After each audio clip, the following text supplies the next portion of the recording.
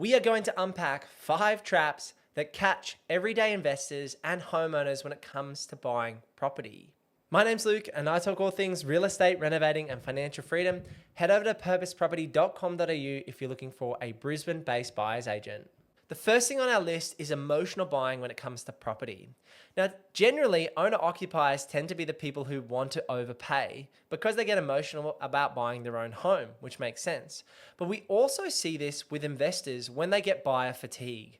They look at property after property after property and get sick of the process and then overpay significantly on a deal that might not necessarily suit them.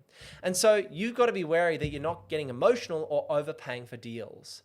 Now, how do you do this? Well, you do your research, you do your comparable market analysis, you understand the value of the property and where it sits within the market and how this property is sitting relative to other comparable sales. And so what this means is you need to be analytical.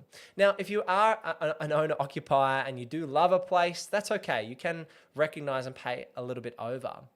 Now, for most of our clients, what we do is we sit them down and we say, where is that sticking point? Find where you wouldn't pay $1,000 more for the property. And for most offers, you're going to offer around 98 to 99% of that sticking price. But sometimes if it's a best and final offer scenario, you will offer up to that sticking price to give yourself the best opportunity to get access to this deal if it ticks the boxes that you're looking for. And so this is a key mistake we see time and time again in the market, that people do get emotional and they do overpay, and it's something that you need to avoid. The second point is the cost of property ownership. People do not run their numbers. They go, oh yeah, it'll be fine. She'll be right. But you need to understand how much it's going to cost to own this asset over a long period of time. It's very expensive to buy property, and so you want to make sure that you understand the ins and outs of the deal.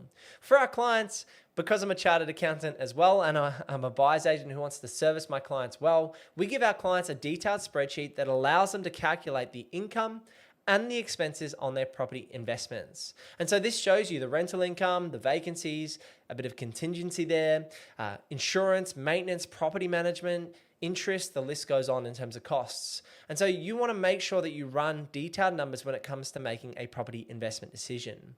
Now, for most buyers, you're going to be negatively geared at this point in time with a 20% deposit on a current property purchase. For example, let's say you bought an $850,000 investment property. Now, for most buyers, that's going to equate to about $15,000 to $20,000 a year of cash flow loss or profit and loss. But why would you willingly accept a 15 to 20K loss on your profit and loss? It's because of the potential growth on the balance sheet. And so if your asset is growing by 5, 6, 7%, that $850,000 might grow by 50, 60, 70, $80,000 in 1 year, and you might be taking a loss on cash flow of $15,000 to $20,000.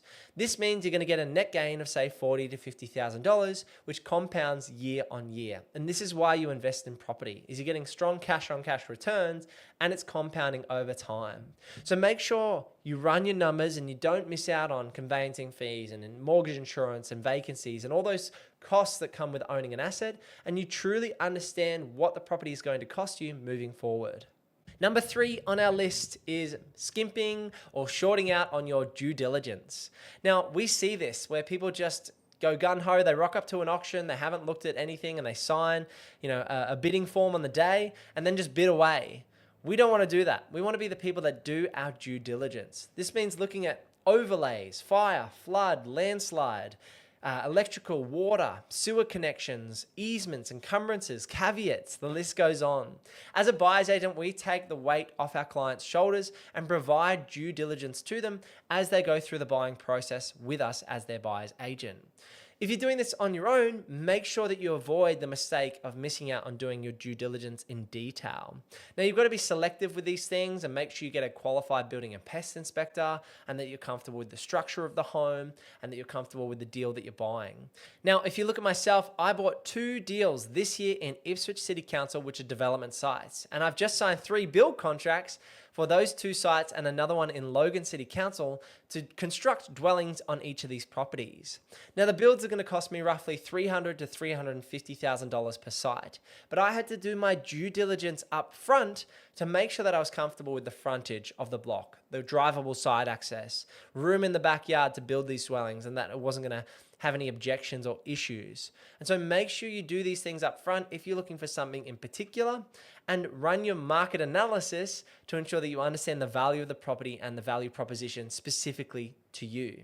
And that's another key thing to note is that all of this needs to be tailored to your situation. It needs to be tailored to you and your circumstances and exactly what's going to help you build the asset base over time. Number 4 on our list is hotspot chasing. With a lot of YouTubers and commentators and buyer's agents, I've seen them, there's more and more buyer's agents each week.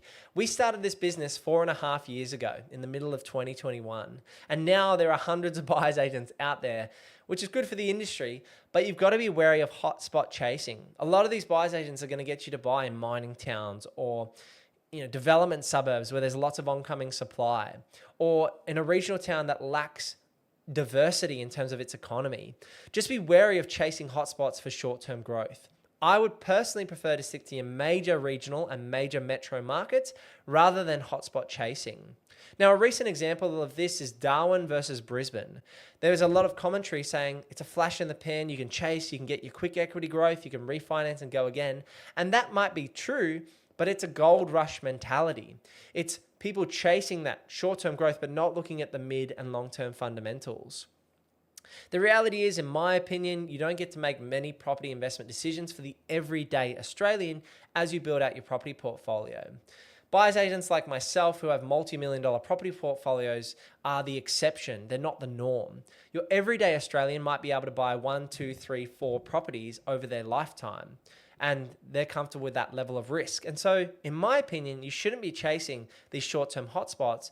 You should be chasing mid to long-term growth while still focusing on equity creation in the short term if possible. What this looked like for me personally was a value-add strategy in the short term to manufacture some growth, but still buying in locations with mid to long-term growth potential. I personally own property in a major regional market known as Coffs Harbour. There's around 80 to 100,000 people in that region, and it's a diverse area. It's got hospitality, it's got aged care, it's got tourism and transport, industrial. There's a lot of agriculture, the list goes on. There's a lot of industry in that broader mid-north coast region of New South Wales. And so that's why I was comfortable buying a unit block for $1.4 million in 2021 in that market. So don't chase hotspots, in my opinion. Chase strong fundamentals with mid to long-term growth and looking to add value to fast-track your journey. Number 5 on today's list is probably the most important, and that is working with the right financing and broking team to have the approvals in place to take action. The amount of buyers I see out there that aren't confident in their finances and aren't confident in their journey is crazy. My brokers were able to take me from $5 to $10 million. And if you want to sit down with the team that I work with, head over to purposeproperty.com.au and click on Mortgage Broker to book in a chat with those guys. The reason it's so powerful working with an investment savvy mortgage broker is they can not just understand your next purchase, but your bigger vision. Take myself, for example, when I bought those 2 deals in April 2025 in Ipswich City Council. I called up Nevada, who's one of the co-owners of Cube Home Loans, and I was able to get confidence within 24 hours about my buying power. It's because they had all of my documents, they had all my BAS statements and tax returns and expenses all listed there, and it was ready to go. And so they were able to give me confidence in my finance and approvals to go out and make confident offers. And this is such an advantage when you have confidence in your buying power in the short term, as well as vision about working with the right mortgage broker to build your portfolio over the long term. And so that is a critical thing, and a mistake a lot of investors make is that they don't have that long-term focus about working with the right team. And the broker is a very critical component to building out a multi-million-dollar property portfolio that's going to give you choices. Now, if you're looking to buy a property in the Southeast Queensland market in the next 3 to 6 months, head over to purposeproperty.com.au to book in a free chat with myself where we can talk about your situation, talk about how we can help you secure that next property and work with you moving forward to build your asset base. And make sure you give this video a click right here, somewhere in this space, because YouTube thinks that's the one you should watch next. I'll see you in that video. Peace.